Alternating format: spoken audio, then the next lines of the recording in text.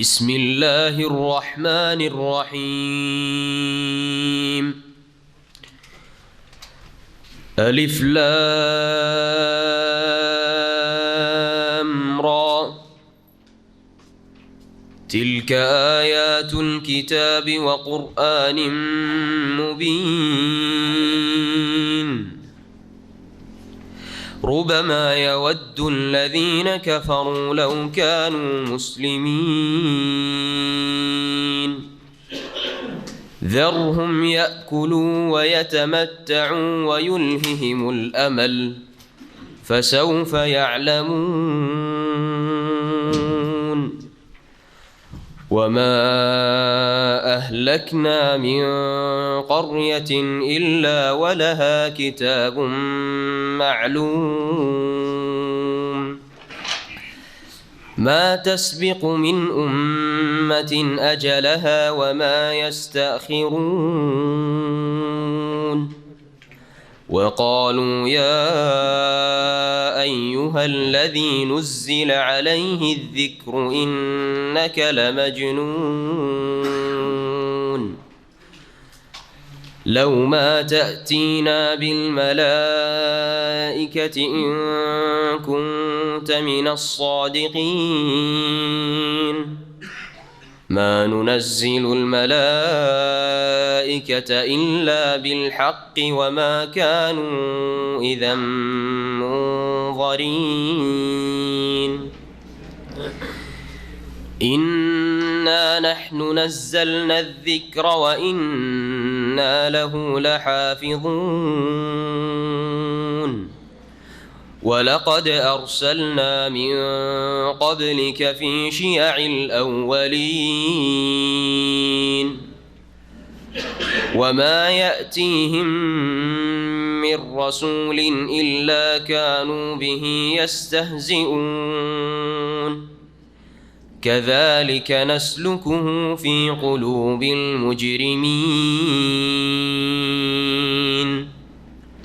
لا يؤمنون به وقد خلت سنة الأولين. ولو فتحنا عليهم بابا من السماء فظلوا فيه يعرجون لقالوا إنما سكرت أبصارنا بل نحن قوم مسحورون. ولقد جعلنا في السماء بروجا وزيناها للناظرين وحفظناها من كل شيطان رجيم. إلا من استرق السمع فأتبعه شهاب مبين. والأرض مددناها وألقينا فيها رواسي وأنبتنا فيها من كل شيء موزون. وجعلنا لكم فيها معايش ومن لستم له برازقين. وإن من شيء إلا عندنا خزائنه وما ننزله إلا بقدر معلوم. وأرسلنا الرياح لواقح فأنزلنا من السماء ماء فأسقيناكموه وما أنتم له بخازنين. وإنا لنحن نحيي ونميت ونحن الوارثون. ولقد علمنا المستقدمين منكم ولقد علمنا المستأخرين. وإن ربك هو يحشرهم إنه حكيم عليم. السلام عليكم ورحمة الله وبركاته. إن الحمد لله نحمده ونستعينه ونستغفره ونعوذ بالله من شرور أنفسنا ومن سيئات أعمالنا من يهده الله فلا مضل له ومن يضلل فلا هادي له وأشهد أن لا إله إلا الله وحده لا شريك له وأشهد أن محمدا عبده ورسوله صلى الله تعالى عليه وعلى آله وصحبه وسلم تسليما كثيرا أما بعد فأعوذ بالله من الشيطان الرجيم بسم الله الرحمن الرحيم ألف لام را تلك آيات الكتاب وقرآن مبين وربما يود الذين كفروا لو كانوا مسلمين ذرهم يأكلوا ويتمتعوا ويلههم الأمل فسوف يعلمون আল্লাহ পাক রব্বুল আলমিনের যাবতীয় প্রশংসা যে আল্লাহ পাক রব্বুল আলমিন কোরআনে করিম নাজিল করেছেন এবং কোরআনে করিম দিয়ে আল্লাহ পাক আমাদের মতো অসংখ্য মানুষ এবং জিনকে তাদের অন্তরকে আলোকিত করেছেন। কোরআনে করিম দিয়ে আল্লাহ পাক রব্বুল আলমিন যেমন এক শ্রেণীর মানুষকে তাদের জীবনকে আলোকিত করেছেন, তাদেরকে সম্মানিত করেছেন, ঠিক তেমনি যারা কোরআনে করিমকে অস্বীকার করেছে, কোরআনে করিমের বিধিবিধান আল্লাহর এই সিলেবাসের বাস্তবায়ন করেনি বা বিশ্বাস করেনি, বিশ্বাস করলেও তা মেনে চলেনি, আল্লাহ পাক তাদেরকে ক্ষতিগ্রস্ত করেছেন, লাঞ্ছিত অপদস্থ করেছেন। ওয়ালা ইয়াজিদুল যালিমিনা ইল্লা খাসারা। নবী করিম সাল্লাল্লাহু আলাইহি ওয়াসাল্লাম বলেছেন, ইন্নাল্লাহ ইয়ারফাউ বিহাযাল কিতাবি আকওয়ামান ওয়া ইয়াদাউ বিহি আখারিন। নিঃসন্দেহে আল্লাহ পাক এই কিতাব মহাগ্রন্থ আল কোরআন দিয়ে বহু জাতিকে ওপরে উঠিয়েছেন, সম্মানিত করেছেন দুনিয়া এবং আখিরাতে। আল্লাহ পাকের সন্তুষ্টি তারা হাসিল করেছে। সমস্ত রকমের বিপদ, যেই বিপদ তাদের সর্বনাশ করে, তাদের ভবিষ্যৎকে অন্ধকার করে, আর আখিরাতের জীবন হচ্ছে আসল জীবন, তারপরে আল্লাহ পাক নেক লোকদেরকে দুনিয়া থেকে বঞ্চিত রাখেন না। আল্লাহ পাকের কিতাবের বাস্তবায়নকারীদেরকে দুনিয়াতেও মানসিক সার্বিক আল্লাহ পাক রব্বুল আলামিন শান্তি দিয়ে থাকেন, অল্পতেই আল্লাহ পাক তাদেরকে সন্তুষ্ট করে থাকেন। ওয়াযাউ বিহি আখারিন, এবং এই কোরআনে কারীম দিয়ে বহু জাতিকে আল্লাহ পাক লাঞ্ছিত অপদস্থ করেছেন। সালাত এবং সালাম নাজিল করেন মুহাম্মদ রাসূলুল্লাহ সাল্লাল্লাহু আলাইহি সাল্লামের ওপর, যাকে আল্লাহ পাক সবচেয়ে বেশি সম্মানিত করেছেন, তার প্রতি কোরআনে কারীম নাজিল করেছে। কোরআনে কারীম নাজিল করে, এই কোরআনে কারীম তার প্রতি নাজিল করে আল্লাহ পাক তাকে শেষ রাসূল করেছেন। সমস্ত বিশ্বজাহানের মানুষের জন্য তাকে হিদায়াতকারী, সুসংবাদদাতা, মুবাশশির ও নযীর, সতর্ককারী করে আল্লাহ পাক প্রেরণ করেছেন। যারা মেনে নিয়েছে ভাগ্যবান হয়েছে। একই শহরের মানুষ, মক্কার মানুষ, যারা মেনে নিয়েছে তারা ভাগ্যবান হয়েছে। তাদের নামের সাথে কিয়ামত পর্যন্ত রাদিয়াল্লাহু আনহু চলতেই থাকবে। আবু বকর, ওমর, উসমান, আলী আর সাহাবায়ে কেরাম রাদিয়াল্লাহু আনহুম আজমাইন, মুহাজিরিন, আনসার। আর যারা অস্বীকার করেছে, আবু জাহাল, আবু লাহাব, তাদের নাম নেওয়ার তাদের বংশধর নেই, তাদের দোয়া দেওয়া তো দূরের কথা, তাদের সুনাম করা তো দূরের কথা। আজকে তাফসির হবে সূরাতুল হিজরের। সূরাতুল হিজর, এই সূরা দ্বিতীয় আয়াত থেকে শুরু হচ্ছে 14তম পারা। এই সূরার নাম সূরাতুল হিজর। হিজর নামকরণ হয়েছে। এই সূরার আয়াত নম্বর 80-তে আসহাবুল হিজরের কথা উল্লেখ করা হয়েছে, হিজরের অধিবাসী। হিজর এখানে বলা হয়েছে তাবুক এলাকার আল ওলা একটি শহর রয়েছে, তার আশেপাশে সামুদ জাতি প্রাচীন যুগে তাদের নবী আল্লাহ পাক প্রেরণ করেছিলেন সালেহ আলাইহিস সালামকে, তারা অস্বীকার করেছিল। তাদের জন্য আল্লাহ পাক মুজিজা, নিদর্শন পাঠিয়েছিলেন। উষ্ট্রি, নাকাতাল্লাহ ওয়া সুকিয়াহ, আল্লাহর উষ্ট্রির কথা আল্লাহ পাক উল্লেখ করেছেন। তারা অস্বীকার করেছিল, সে উষ্ট্রিকে জবাই করে দিয়েছিল এবং আল্লাহ পাকের অবাধ্য হয়েছিল, রাসূলের অবাধ্য হয়েছিল। আল্লাহ পাক ওই এলাকা, এই জাতিকে ধ্বংস করেছিলেন। ওদের কথা আলোচিত হয়েছে এই সূরায়।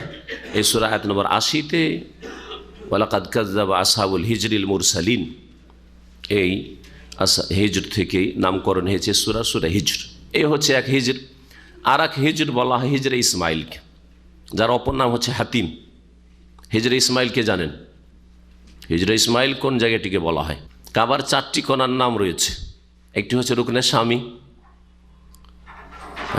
হিজরের হাতিমের একটা দিকে, আর একটা নাম হচ্ছে রুকনে ইরাকি। এই দিকটা ইব্রাহিম আলাইহিস সালামের বুনিয়াদের ওপর কায়েম নেই। ইব্রাহিম আলাইহিস সালামের যে বুনিয়াদে একটু কাবা বড় ছিল, এই হাতিমটাও তাতে সামিল ছিল। কুরাইশদের হালাল পয়সা যখন কমে যায় তখন ছোট করে দেয় এটাকে, ওই জায়গাটুকে কিছুটা উঁচা করে যে ঘেরা আছে, এটা হচ্ছে হাতিম। এর অপর নাম হচ্ছে হিজর বা হিজরে ইসমাইল। হিজর মানে বেড়া বা ঘেরা, হিজর মানে সুরক্ষিত স্থান। সূরা ফুরকান হিজরা মাহজুরা এই শব্দটি ব্যবহৃত হয়েছে। অপর দিকে দুটো কোণা রয়েছে ইয়ামানের দিকে, এই দুটোর একটিকে বলা হয় রুকনে ইয়ামানি, আর একটাও রুকনে ইয়ামানি, কিন্তু ওইখানে যেহেতু হাজরে আসওয়াদ আছে, হাজরে আসওয়াদে আসার আগে যে কোণাটি সেটা রুকনে ইয়ামানি বলা হয়, যেটা স্পর্শ করতে হয় সুন্নাত তওয়াফকারীদের জন্য, কিন্তু সেখানে চুমা দেওয়া সহি নয়, বিদআত। আর হাজরে আসওয়াদ যেখানে কালো পাথর রয়েছে, এখানে চুমা দেওয়া সম্ভব হলে চুমা দিবে, চুমা দেওয়া সম্ভব না হলে স্পর্শ করে চুমা দিবে ইত্যাদি। তো এই হচ্ছে রুকন। তো রুকনে শামি আর রুকনে ইরাকের মাঝখানে রয়েছে যে ঘেরাটা, এই ঘেরাটা কাবারই একটা অংশ, একে বলা হয় হিজর বা হিজরে ইসমাইল। আল্লাহ পাক রব্বুল আলামিন এখানে ওই তাবুক এলাকার ওলা, আল ওলা শহরের যেখানে সামুদ সম্প্রদায়কে ধ্বংস করা হয়েছিল, তাদের কথা হিজর উল্লেখ করেছেন, এই নামে নামকরণ হয়েছে। এই সূরা মক্কি সূরা, রাসূলুল্লাহ সাল্লাল্লাহু আলাইহি ওয়াসাল্লামের মক্কি জীবনে নাযিল হয়েছে। যখন রাসূলুল্লাহ সাল্লাল্লাহু আলাইহি ওয়াসাল্লাম সাহাবায়ে কেরামদেরকে ঠাট্টা বিদ্রুপ করতো, উপহাস করতো, হেয় প্রতিপন্ন করতো, আর কাফেররা এদের কোনো পরোয়াই করতো না, এরা আবার কী করে নেবে, সেই সময়গুলিতে নাযিল হয়েছে। কোরআনে কারীমের ভাষা, এই সূরার ভাষা বা ভঙ্গিমা তাই প্রমাণ করে। এই সূরার মূল বিষয়বস্তু হচ্ছে আকীদার বিষয়বস্তু, কারণ মক্কি জীবনে রাসূলুল্লাহ সাল্লাল্লাহু আলাইহি ওয়াসাল্লামের ওপর আকীদা সম্পর্কীয় আয়াতগুলি নাযিল হয়েছে। আর ওর বাহ্যিক লক্ষণ হচ্ছে ছোট ছোট আয়াত, আয়াত খুব বড় লম্বা নয়। মদিনায় যে আয়াতগুলি সূরাগুলি নাযিল হয়েছে দেখবেন আয়াত খুব লম্বা লম্বা, সূরা বাকারার আয়াত, সূরা আলে ইমরান, এগুলো আয়াত বড় বড় লম্বা লম্বা আয়াত, কারণ বিধিবিধান আহকাম মাসাইলের জন্য লম্বা কথার প্রয়োজন রয়েছে, কিন্তু আকীদার জন্য সংক্ষেপে বলাই যথেষ্ট রয়েছে। আর সংক্ষেপে বললে সহজে কবুল করবে মানুষ, সহজে উপলব্ধি করতে পারবে। এই হিকমতে মক্কি সূরাগুলির আয়াতগুলি খুব ছোট ছোট। দেখেন এই সূরাতেও আয়াত খুব ছোট ছোট। এর মূল বিষয়বস্তু যা দিয়ে শুরু হয়েছে তা হচ্ছে রিসালাতের প্রতি ঈমান, আর রিসালাতের দুটোই দিক রয়েছে। ঈমানের স্তম্ভ কয়টি? 6টি। তার মধ্যে একটি হচ্ছে রাসূলগণের প্রতি ঈমান, আরেকটি হচ্ছে কিতাব সমূহের প্রতি ঈমান। তো রিসালার প্রতি ঈমান বললেই দুটো কি শামিল হয়ে যায়, কারণ রিসালাত মানে যাকে রাসূল বানানো হয়েছে, আর যাকে রাসূল বানানো হয়েছে তার কাছে আল্লাহর পক্ষ থেকে বাণী অবশ্যই ওহী এসছে। এই ওহীর নাম হচ্ছে ঈমান বিল কুতুব। এখানে কিতাবের কথা উল্লেখ করা হয়েছে, রাসূলুল্লাহ সাল্লাল্লাহু আলাইহি ওয়াসাল্লামের রিসালাতের কথা উল্লেখ করা হয়েছে। তাফসীর শুরু করি। আল্লাহ পাক ইরশাদ করছেন, বিসমিল্লাহির রহমানির রহিম, আলিফ লাম রা তিলকা আয়াতুল কিতাবি ওয়া কুরআনিম মুবিন। আলিফ লাম রা, আলিফ লাম মিম, হা মিম, এইরকম কাফ, নুন ওয়াল কালাম, একটি দুটি অক্ষর, তিনটি চারটি পাঁচটি, সবচাইতে বড় হচ্ছে কাফ হা ইয়া আইন সদ, তাই না, হা মিম, তারপরে আইন সিন কাফ আছে না, জি হ্যাঁ, এগুলিকে হরফে মুকাত্তাত মানে বিচ্ছিন্ন অক্ষর। কোরআনে কারীমের সূরাগুলির বিভিন্ন সূরা, সবগুলি সূরার নয়, বেশ কিছু সূরার শুরুতে আল্লাহ পাক রব্বুল নাযিল করেছেন। এগুলির অর্থ রাসূলুল্লাহ সাল্লাল্লাহু আলাইহি ওয়াসাল্লাম বলেও দেননি নিজে থেকে, আর সাহাবীরা কেউ জিজ্ঞেস করেননি, এই জন্য এগুলির উদ্দেশ্য আল্লাহই ভালো জানেন। তবে এগুলির মাধ্যমে চ্যালেঞ্জ করা হয়েছে, এই কথাটি, এই বিষয়ে যে বলা হয়েছে এটা সবচাইতে সহি কথা। আর এতে আরেকটি জিনিস যেটা রয়েছে সেটা হচ্ছে যে সাধারণ ভাষায় যে মানুষ কথা বলে যে কোনো যুগের, সেই ভাষায় যদি আপনার কোনো কিছু বলেন তাহলে অত মনোযোগী হবে না। কিন্তু যেই ভাষা মানুষ রাত দিন বলে, সচরাচর যেই ভাষাগুলি বলে, যেই কথাগুলি বলে, যেইভাবে ধরেন একটা জিনিসের বিজ্ঞাপন দিচ্ছেন, আর বিজ্ঞাপনে সাধারণ ওই আগের যুগে চলে আসছে 50 বছর 100 বছর থেকে বিজ্ঞাপন দেওয়ার তরিকা, ওই তরিকা যদি বিজ্ঞাপন দেন তো ওতে আকর্ষণ নেই। কিন্তু নতুন পদ্ধতিতে একটা কিছু যদি বলেন আকর্ষণ হবে। আজকাল রাস্তাঘাটে দেখবেন অ্যাডভার্টাইজগুলোতে এতে নতুন নতুন পদ্ধতিতে সামান্য জিনিসের অ্যাডভার্টাইজ করছে, প্রচার করছে, কিন্তু এমনভাবে করছে অসাধারণ ভাষা দিয়ে যাতে আকর্ষণ হয় মানুষের, সবাই যেন দেখে আরে কথাটা কি লিখছে। আর এতেই এক শ্রেণীর লোকেরা করছে কি, শুদ্ধ ভাষা দিয়ে লিখছে না, কারণ শুদ্ধ ভাষা অনেকে পড়তেও মজা লাগে না ওকে, তারপরে বুঝেও না, অনেক জাহেল আছে, আর বুঝলেও পড়তেও ভালো লাগে না, শুনতে ভালো লাগে না, আর শুদ্ধ ভাষার সাথে তাদের সম্পর্ক নেই। কিন্তু মাতৃভাষা হ্যাঁ, মাতৃভাষা মজা লাগে সবাইকে, আঞ্চলিক ভাষা সবাইকে মজা লাগে, তাই না? আপনাদেরকে মজা লাগে, আপন অঞ্চলের ভাষা এত মজা লাগে যে মায়ের সাথে, খালার সাথে, বাপের সাথে ওই ভাষা দিয়ে কথা বলবেন, ঠিক না? তো এরা মাতৃভাষা দিয়ে কেউ বিজ্ঞাপন দেওয়া শুরু করেছে, কারণ ওতে আকর্ষণ রয়েছে। আরে কি লিখেছে দেখো, আরবি নয় এটা, মানে মাতৃভাষা, শুদ্ধ আরবি নয়। তো আরবরা এইরকম বিচ্ছিন্ন অক্ষর তাদের কাছে অজানা ছিল বাকভঙ্গিমাতে। আল্লাহ পাক নাজেল করলে আলিফ লাম মিম, আলিফ লাম রা এর মাধ্যমে সচেতন হচ্ছে কাফের, অমুসলিম কাফের মক্কার লোকের। আরে মোহাম্মদ কি বলে, মোহাম্মদ কি শোনায়, আলিফ লাম মিম কাফ কাফ আয়া আইন সদ, আরে কি বলে। যখন একটু সজাগ হলো, সচেতন হলো, তখন আল্লাহ পাকের কথাগুলি, তৌহিদের কথা, রিসালাতের কথা, আখিরাতের কথা, ইমানের কথা, আহকামের কথা, মাসাইলের কথা পেশ করা হচ্ছে যাতে মনোযোগী হয়। আল্লাহ পাক রব্বুল বলছেন আলিফ লাম রা। আর চ্যালেঞ্জ হচ্ছে যে আলিফ থেকে ইয়া পর্যন্ত এই যে অক্ষরগুলি, তার মধ্যে আলিফ লাম রা, আলিফ লাম মিম, এগুলি তোমাদের কাছেও আছে। কোরআনে কারিমে এমন কোনো অক্ষর অতিরিক্ত নেই যেই অক্ষরগুলি তোমরা ব্যবহার করতে পারো না। আছে কি? যে অক্ষরগুলি কাফেররা জানে আলিফ থেকে ইয়া পর্যন্ত, ওইগুলি দিয়ে কোরআনে কারিম আল্লাহ পাক রব্বুল আলামিন, কোরআনে কারিম আল্লাহ পাকের কালাম, আল্লাহ পাক নাজিল করেছেন। তাহলে তোমরা যদি কোরআনে কারিমকে বলো যে মানুষের রচিত, আল্লাহ নাজিল করেননি, আল্লাহর কালাম নয়, আল্লাহর ওহী নয়, তাহলে এইরকম বাক্য তৈরি করে তোমরা নিয়ে আসো, তাও তো পারছো না। চ্যালেঞ্জে তারা সামনে মোকাবেলা করার জন্য প্রস্তুত হতে পারে নাই। আল্লাহ পাক বলছেন তিলকা আয়াতুল কিতাব, এগুলি হচ্ছে যেগুলি বর্ণনা করা হবে, এগুলি হচ্ছে মহাগ্রন্থের আয়াত, বহুবচন আয়াত, আয়াতনের বহুবচন হচ্ছে আয়াত, মহাগ্রন্থের আয়াত। ও কোরআনি মুবিন, এবং সুস্পষ্ট আল কোরআনের, সুস্পষ্ট কোরআনের কি আয়াতসমূহ, এগুলি হচ্ছে মহাগ্রন্থের আয়াতসমূহ এবং সুস্পষ্ট কোরআনের আয়াতসমূহ। এখানে আল কিতাব আর কোরআনে মুবিন দুটো একই জিনিস না দুটো আলাদা আলাদা জিনিস? একই জিনিসকে বোঝানো হয়েছে না দুটো পৃথক পৃথক জিনিসকে বোঝানো হয়েছে? একই জিনিসকে বোঝানো হয়েছে। তাহলে বোঝা গেল যে মানে এবং, অকুরআন, ওয়া মানে এবং, ওয়া দিয়ে আতফ করলে পরস্পর বিপরীত হয় না, বিরোধী হয় না, যে আগের যেটা বলা হয়েছে সেটা হবে না, এটা সব সময় হয় না। বুঝা গেছে? যেটাই হচ্ছে আল কিতাব মহাগ্রন্থ, সেটাই হচ্ছে কোরআনে মুবিন, সুস্পষ্ট কোরআন, স্পষ্টকারী কোরআন, হক এবং বাতিলের রাস্তাকে স্পষ্ট করেছে। শুধু সুস্পষ্ট না, স্পষ্টকারী। মুবিন আল্লাহ বলেছেন, বাইয়ান বলেননি। বাইয়ান মানে স্পষ্ট, নিজেই স্পষ্ট, আর মুবিন মানে যে নিজেও স্পষ্ট আর অন্যকে স্পষ্টভাবে বুঝাতে পারে, জানিয়ে দিতে পারে, জ্ঞান দিতে পারে।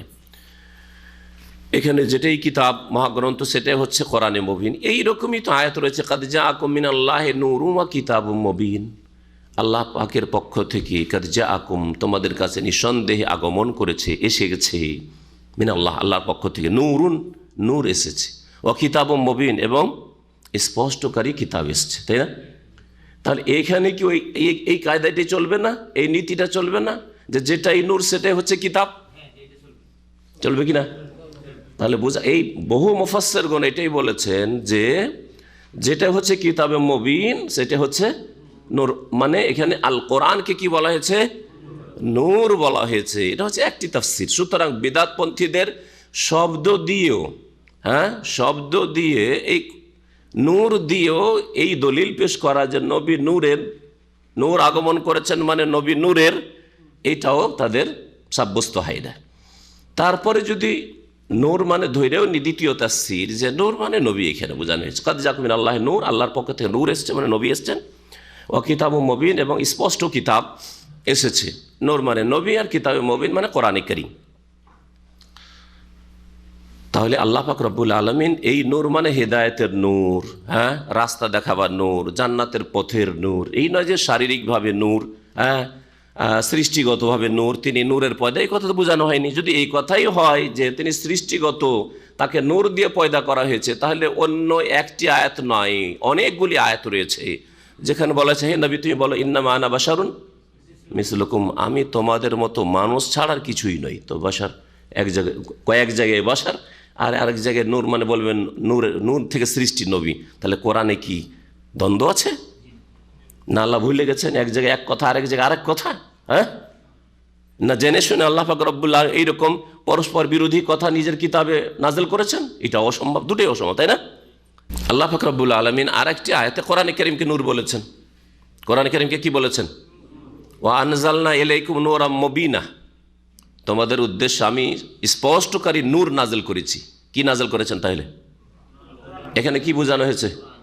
কোরআনকে। তাহলে ওই আয়াতে কোরআন বলা হয়েছে। তাহলে বোঝা গেল যে এখানে যখন নূরাম মুবিনা বলে, তো ওই কাদ জাকুম মিনাল্লাহি নূরুন, ওর মানে হচ্ছে কোরআন, হ্যাঁ।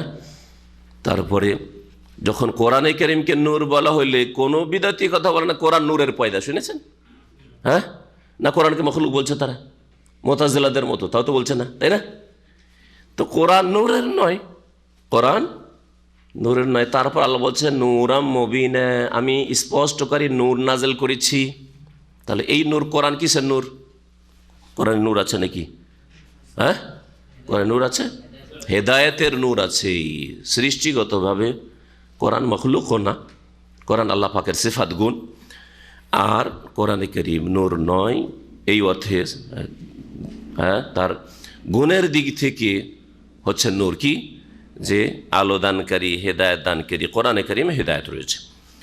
আল্লাহ পাক রব্বুল আলামিন তারপরে বলছেন রুবামা ইয়াওয়াদ্দুল্লাযীনা কাফারু লাউ কানু মুসলিমিন। তাহলে এখানে ঈমানের বিষয়, আকীদার বিষয়, কিতাব, এগুলি আল্লাহ পাকের পক্ষ থেকে নাযিল হয়েছে। এই আয়াতগুলি মহাগ্রন্থ আল কোরআন আয়াত, এগুলি মানুষের রচিত নয়। তারপরে আল্লাহ পাক রব্বুল আলামিন আখিরাতের কথা বলছেন, আখিরাতের কথা বলছেন। সেই সময় কাফেরদের দশা কি হবে? বলছেন রুবামা ইয়াওয়াদ্দুল্লাযীনা কাফারু, কোন এক সময় কাফেররা আকাঙ্ক্ষা করবে, কোন এক সময়, ইয়াওয়াদ্দু, ওয়াদ্দা ইয়াওয়াদ্দু মানে হচ্ছে পছন্দ করা, আকাঙ্ক্ষা করা, আক্ষেপের সাথে কোনো কিছু চাওয়া, হাত ছাড়া হয়ে গেছে, আক্ষেপ করছেন, হাই এটা পেলাম না কেন, হইল না কেন, যদি এটা হতো। আল্লাহ বলছেন রোবামা ইয়াওয়াদ্দু। রোবামা শব্দটি শুনে নেন যারা কিছু গ্রামার বুঝেন বা বোঝার চেষ্টা করেন। আসলে এই ছিল রুব্বা। রুব্বা হচ্ছে হারফে জার, 17টি যে হারফে জার রয়েছে তার মধ্যে একটি হচ্ছে রুব্বা। রুব্বাকে বিনা তাসদিদে রোবাও পড়া যায়। রোবা যখন পড়বেন তখন তাতে মা অতিরিক্ত বাড়িয়ে দিতে হবে, রোবা মা। আর রুব্বাতেও মা বাড়ানো যায়, রুব্বা এমনিতে ব্যবহার হয়। রুব্বা রজলিন দাইফুন, রুব্বা রজলিন দাইফিন কওয়িয়ুন, কোনো কোনো দুর্বল মানুষ শক্তিশালী হয়, এই যে কোনো কোনোর অর্থে বা কখনো কখনোর অর্থে। এটাকে রুব্বা মাও পড়া যায় আর রোবা মা পড়া যায়। কোরআনে কারীমে বিনা তাসদিদে আল্লাহ এই শব্দটি ব্যবহার করেছেন। রুবামা ইয়াওয়াদ্দুল্লাযীনা কাফারু, কোনো এক সময় কাফেররা আশা আকাঙ্ক্ষা করবে, আক্ষেপের সাথে আকাঙ্ক্ষা করবে, চাইবে, লাউ কানু মুসলিমিন, যে তারা যদি মুসলিম হয়ে যেত, দুনিয়াতে মুসলিম হয়ে যদি আল্লাহর কাছে হাজির হইতো, লাউ কানু মুসলিমিন, হাই যদি মুসলিম হয়ে এই আখিরাতে আসতাম, মুসলিম হয়ে আমার মত হইতো, মুসলিম হয়ে যদি আল্লাহর সামনে বিচার দিবসে উপস্থিত হইতে পারতাম, লাউ কানু মুসলিমিন। সেই এমন সময় আকাঙ্ক্ষা করবে আর অতীতের পাপের ওপর আক্ষেপ করবে যখন আর সংশোধনের কোনো সুযোগ নেই। হ্যাঁ, দুনিয়াতে সুযোগ ছিল যে লাউ কানু মুসলিমিন, যদি মুসলিম হয়ে যেতাম ভালো হইতো, তো হয়ে যাও এখন, কিন্তু দুনিয়াতে মুসলিম হয়নি। এই সময়টি কোন সময় ছিল এই সম্পর্কে তাফসীরকারদের নানা মত রয়েছে। একদল বলছেন যখন মৃত্যু মুখে পতিত হবে, আল্লাহর আযাবের ফেরেশতাদেরকে, মালায়েকাদেরকে দেখে নেবে, তখন আক্ষেপ করে বলবে লাউ কানু মুসলিম, হাই যদি মুসলিম হয়ে যেতাম, মুসলিম হয়ে মরতে পারতাম। এই একটা। কেউ কেউ বলেছে যে না, কবরে যখন তার জিজ্ঞাসা শুরু হবে তখন। কেউ বলেছে বিচার দিবসে আল্লাহর সামনে আসামির কাঠগড়ায় কাফের মুশরিক বেদিন বিধর্মী যখন হাজির হবে তখন বলবে লাউকানু মুসলিম, হাই মুসলিম হয়ে যদি আসতাম, মুসলিমরা তাদের বিচারে পাশ করে তাদের ডান হাতে আমল নামার তারা যাচ্ছে জান্নাতে, লাউকানু মুসলিমিন, যদি মুসলিম হয়ে যেতাম। কেউ কেউ বলেছেন যখন মুসলিম গুনাহগাররা পর্যন্ত রাসূলুল্লাহ সাল্লাল্লাহু আলাইহি ওয়াসাল্লামের শাফাআত পাবে আর শাস্তি থেকে অব্যাহতি পেয়ে যাবে, তখন আক্ষেপ করবি, হায় যদি আমরা মুসলিম হইতাম তো রাসূলুল্লাহ সাল্লাল্লাহু আলাইহি ওয়াসাল্লামের শাফাআত হইতো, নেক লোকদের শাফাআত হইতো, আম্বিয়াগণের শাফাআত হইতো, লাউকানু মুসলিমিন আক্ষেপ করবে। কেউ কেউ বলেছেন যে জাহান্নামে যখন চলে যাবে জাহান্নামীরা, কাফের জাহান্নামীরা, স্থায়ী জাহান্নামীরা, আর মুসলিম ফাসিক গুনাহগার কাবিরা গুনাহ করেছে, সুদখোর ঘুষখোর বেঈমান, হ্যাঁ ফরজ ওয়াজিবাতে যাদের ঘাটতি, এইসব লোকেরা জাহান্নামে যাবে, জাহান্নামে যাবে। তখন বলবে যে আরে তোমরা মুসলিম হয়ে করেছো কি, তোমার বাপ দাদা মুসলিম ছিল, আমার হিন্দু ছিল, খ্রিস্টান ছিল, ইহুদি ছিল, পার্থক্য কি, তোমরাও জাহান্নাম আমরাও জাহান্নামে। তখন আল্লাহ পাক রব্বুল আলামিন রহমত প্রাধান্য পাবে, ইন্না রাহমাতি সাবাকাত আলা গাযাবি, আমার রহমত, আমার ক্রোধ, আমার গজবের উপর প্রাধান্য পাবে, অগ্রাধিকার পাবে।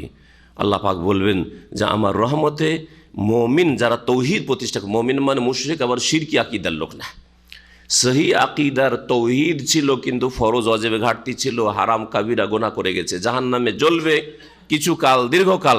আর তারপরে তাদেরকে আল্লাহ তাঁর রহমতে যখন জাহান্নাম থেকে বের করে জান্নাতের হুকুম করবেন, ওই কাফের আসামিরা, চিরকালের জাহান্নামীরা দেখবে যে আমাদের চোখের সামনে থেকে এই মুসলিম জাহান্নামীরা ছিল, এরা উঠে উঠে চলে গেল রে, এরাকে আল্লাহ জান্নাত দিয়ে দিল। রুবামা ইয়াওয়াদ্দুল্লাযীনা কাফারু লাউ কানু মুসলিমিন, সেই দিন আক্ষেপ করে বলবে যে হায় আমরাও যদি মুসলিম হইতাম তো আমাদের ওপর আল্লাহ পাকের রহম হইতো, আর আজকে আমরাও জাহান্নাম থেকে উঠে জান্নাতে যাওয়ার সুযোগ পেতাম।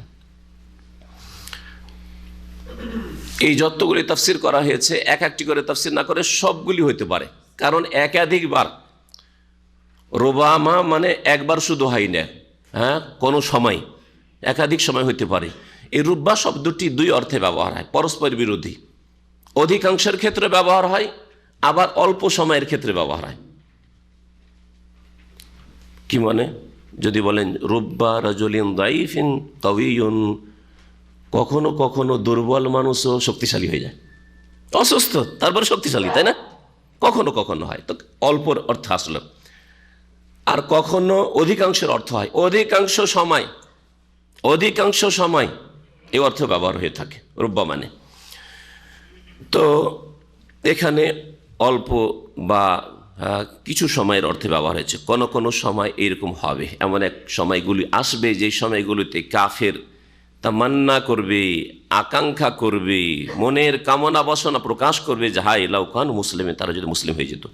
আল্লাহ পাক বলছেন নবী সাল্লাল্লাহু আলাইহি ওয়াসাল্লামকে যারহুম, এদেরকে ছেড়ে দাও, মানে উপেক্ষা করো, জবরদস্তি করার কিছু নেই। ইয়াকুলু, এদেরকে খেতে দাও, খেতে থাক, এরা ভক্ষণ করতে থাক। ওয়াতামাত্তাউ, এবং ভোগ বিলাস করতে থাক, তামাত্তু মানে ভোগ বিলাস করা। ওয়ায়ুলহিহিমুল আমাল, এবং এদের মিথ্যে আশা এদেরকে উদাসীন করে রাখুক। আল্লাহ ইউলহি মানে হচ্ছে গাফিল, উদাসীন করে রাখা। আল্লাহ কুমুত্তাকাসুর, আল্লাহ কুম, কুম এখানে জমির, আল্লাহ কুম, তো আল্লাহ হচ্ছে বাবে ইফাল থেকে মাজির শেখা, আর এখানে ইউলহি, আল্লাহ ইউলহি হিমুল আমাল, তাদেরকে উদাসীন করে রাখুক তাদের মিথ্যে আশা। আমাল বলা হচ্ছে উচ্চ আকাঙ্ক্ষা, বড় বড় আকাঙ্ক্ষা, কাজকর্ম না করে আশা আকাঙ্ক্ষা করা, হ্যাঁ, ইমানবিহীন, আমলবিহীন, নামাজ নেই, তৌহিদ নেই, সুন্নত নেই, আল্লাহর ভয় নেই, কাবিরা গুনাহ থেকে বাঁচেন না, পর পর গুনাহ হয়েই যাচ্ছে, তওবা নেই, আর আশা করে বসে আছেন যে মুসলিম তখন জান্নাত পাবো, একে বলা হয় আমল। এটা হচ্ছে ভ্রান্ত মিথ্যা আশা, মিথ্যা আশা। আর সহি আশা হচ্ছে রাজা, আপনি রাজা, আল্লাহ রহমতের আশাবাদী হইতে বলেছেন, লা তাকনাতু মির রাহমাতিল্লাহ, আল্লাহর রহমত থেকে নিরাশ হইও না, মানে আশা রাখো। তাহলে আপনি ঈমান আমলের সাথে আর ভুল ভ্রান্তি হলে তওবার সাথে প্রতিদিন তওবা করছেন, প্রতিদিন আপনি যে ভুলগুলি হয়েছে আর করব না, আগামীতে আল্লাহ না করে যদি হয়ে যায় আবার সাথে সাথে দ্রুত তওবা করছেন, তারপরে যদি রহমতের আশা রাখেন তো এটা শরীয়ত সম্মত। কিন্তু বিনা ইমানে, বিনা আমলে আর পাপ থেকে বাঁচছেন না, গুনহার ওপর গুনহার বোঝা চাপতে আছে, আর আশা করছেন একে আমল বলা হয়। আল্লাহ পাক বলছেন ফাসফে আলামুন, তারা অচিরেই জানতে পারবে, তারা শীঘ্রই জানতে পারবে। ওমা আহলাকানা মিন কারিয়াতিন, তাদের পরিণাম জানতে পারবে। আল্লাহ পাক তারপরে বলছেন বিগত যুগের যে কোনো জাতির কথা, যে কোনো জনপদের, ওমা আহলাকানা মিন কারিয়া, আমি কোনো জনপদকে ধ্বংস করি না, কিন্তু কখন ধ্বংস করি তার একটা নির্দিষ্ট সময় রয়েছে। ইল্লা ওয়ালাহা কিতাব মালুম, তবে সেই জনপদের সেই জনপদের অধিবাসীদের জন্য নির্দিষ্ট একটা লিখনি রয়েছে। আল্লাহ পাক লিখে রেখেছেন এতদিন এই জাতিকে, এই সম্প্রদায়কে ছাড় দেওয়া হবে, আর তারপরে ধরা হবে, অমোক সময় এদেরকে ধরা হবে। এইরকম পরিস্থিতি গিয়ে এতদিন ছাড় দেওয়া হবে, 100 বছর, 200 বছর, 400 বছর, আল্লাহ পাক ছেড়ে দেন না। রাশিয়ার কমিউনিস্টদেরকে, সোভিয়েত ইউনিয়নের কমিউনিস্টদেরকে আল্লাহ পাক 70 বছর জুলম অত্যাচারে ছাড় দিয়েছেন। মোগলদেরকে আল্লাহ পাক 800 বছরের মুসলিম শাসকদেরকে ছাড় দিয়েছেন, ছেড়ে দেননি। এরকম প্রতিটি জাতিকে আল্লাহ পাক রব্বুল আলামিন ছাড় দিয়েছেন। কাফের মুশরিকদেরকে, মক্কার মুশরিক কাফেরদেরকে 300 বছর আল্লাহ ছাড় দিয়েছেন, 300 বছর আর শিরক করতে দেখেছে। রাসূলুল্লাহ সাল্লাল্লাহু আলাইহি ওয়াসাল্লাম আগমনের সাথে আর মক্কা বিজয়ের সাথে, বদর ওহুদ, তারপর মক্কা বিজয়ের সাথে এদের সর্বনাশ হয়েছে। যে কোনো জাতির জন্য কিতাবুন মালুম, নির্দিষ্ট লিখনি রয়েছে। মা তাসবিকু মিন উম্মাতিন আজালাহা মা ইস্তাখির, আল্লাহ পাক বলছেন কোন জাতি তাদের নির্ধারিত সময়কে অগ্র পশ্চাৎ করতে পারবে না। তাসবিকু সাবাকা ইয়াসবিকু, কোন জাতি তাদের নির্ধারিত সময়কে ত্বরান্বিত করতে পারবে না, তাসবিকু এগিয়েও দিতে পারবে না যে আমি থাকবো না, ওমা ইস্তাখিরুন, আর তাকে পিছিয়েও দিতে পারবে না। যখন আল্লাহ পাকের নির্ধারিত সময় চলে আসবে, ব্যক্তি সম্পর্কে হোক অথবা সমাজ সম্পর্কে হোক, পরিবার সম্পর্কে হোক, জাতি সম্পর্কে হোক। ওয়াকালু, কাফের মুশরিকরা রাসূলুল্লাহ সাল্লাল্লাহু আলাইহি ওয়াসাল্লামকে ঠাট্টা বিদ্রূপ করে বলতে, ইয়া আইয়ুহাল্লাযী নুযিলা আলাইহি যিকরু, হে ওই ব্যক্তি, ও হে, ইয়া আইয়ুহাল্লাযী, এটা হচ্ছে বাকভঙ্গিমা কেমন, যেমন আমরা বাংলা বলতে ও হে, ঠাট্টার ছলে, ও হে ওই মানুষ, আল্লাযী নুযিলা আলাইহি যিকরু, যার ওপর নাকি কোরআন নাযিল হচ্ছে। জিকির মানে এখানে কোরআন, উপদেশ। ওহে ওই ব্যক্তি যার ওপর নাকি কোরআন নাযিল হচ্ছে, ইন্নাকা লামাজনুন, নিঃসন্দেহে তুমি পাগল, নিঃসন্দেহে তুমি একজন পাগল। রাসূলুল্লাহ সাল্লাল্লাহু আলাইহি ওয়াসাল্লামকে তারা পাগলও বলতো, আবার পরস্পর বিরোধী কথা, কবিও বলতো। আরে পাগল আবার কবি হইতে পারে নাকি? যেদিন কাজী নজরুল ইসলাম আমের অবস্থা খারাপ হয়েছে, সেই দিন আর কাব্য রচনা করতে পারেনি, ঠিক না? তাহলে পাগল আবার কবি হইতে পারেনি। যতদিন পাগল ছিল না ততদিন কাব্য রচনা করেছে। পরস্পর বিরোধী কথা না? তারপরে গণক, সাহের, জাদুকর কি করে হইতে পারে একজন পাগল? ও পাগলের তো কোনো সংকল্প নেই, তো কি করে জাদু করবে? আর কি করে গণকের মন্ত্রতন্ত্র করবে? সে তো তোর কোনো সংকল্পই নেই তার। এগুলো আসলে হেও প্রতিপন্ন করার জন্য। আপনি যদি একা হন আর গ্রামের লোক আপনার সবাই বিরোধী হয়, 1 2 5 জন, আপনারা তো আপনাদেরকে প্রথম ঠাট্টা উপহাস করে আপনাকে কি করতে চায়, আপনি যে কাজটা করতে চান, বলতে চান, সেটা থেকে বিরত রাখতে চান। আপনি সহি আকীদার কথা বলেন আর সহি সুন্নাতের কথা বলেন, শিরক বিদআতের সম্পর্কে যদি আপনি কিছু বলেন যেগুলো শিরক, এগুলো বিদআত, তো আপনাকে পাগল বানিয়ে দেবে গ্রামের মানুষ। এটা হচ্ছে বদচরিত্র মানুষদের চরিত্র। এটা হেও প্রতিপন্ন করে একে একে এমন পাগল বানিয়ে দাও যে আর লজ্জায় কিছু বলবে না, চুপ হয়ে যাবে। তো রাসূলুল্লাহ সাল্লাল্লাহু আলাইহি ওয়াসাল্লামকে সাহাবায়ে কেরামদেরকে এভাবে চুপ করাবার চেষ্টা করেছিল। এরা সব পাগলের দল। লাউ মা তাতিনা বিল মালাইকাতি ইন কুনতুম মিনাস সাদিকিন, হে নবী, তুমি যদি সত্যবাদী হও, সত্যবাদীদের অন্তর্ভুক্ত হও, তো লাউ মা তাতিনা বিল মালাইকা, ফেরেশতাদেরকে কেন আমাদের কাছে নিয়ে আসছো না? যদি আসলেই তুমি রসুল হও, তো আল্লাহর পক্ষ থেকে আল্লাহর ফেরেশতা পাঠিয়ে দিক, আর ফেরেশতা এসে বলুক যে এই মুহাম্মদ হচ্ছে রসুল। আল্লাহ পাক রব্বুনা বলছেন মা নুনাজ্জিলুল মালাইকাতা ইল্লা বিল হক, যথাযথ কারণ ছাড়া আমি ফেরেশতাদেরকে নামাই না। বিশেষ অবস্থা ছাড়া, বিশেষ কারণ ছাড়া আল্লাহ ফেরেশতাদেরকে, মালাইকাদেরকে আকাশ থেকে মানুষের উদ্দেশ্যে নামান না। আল্লাহ পাক যেমন নামিয়েছেন অহদে, নামিয়েছেন হুনাইনে, আল্লাহ পাক রব্বুল আলামিন বিশেষ সময়। আল্লাহ পাক যেসব জাতিকে ধ্বংস করেছেন তখন ফেরেশতা পাঠিয়েছেন।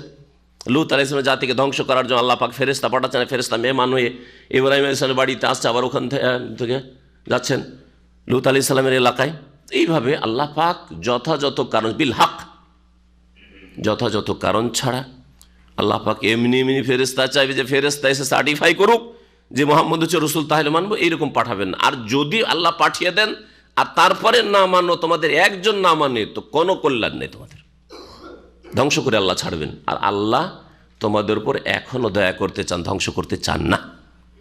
আসলে এই কথা এখানে বলতে চেয়েছেন আল্লাহ। তাই বলছেন ওমা কানু এজাম মুনজিরুন, ওমা কানু এজাম মুনজারিন।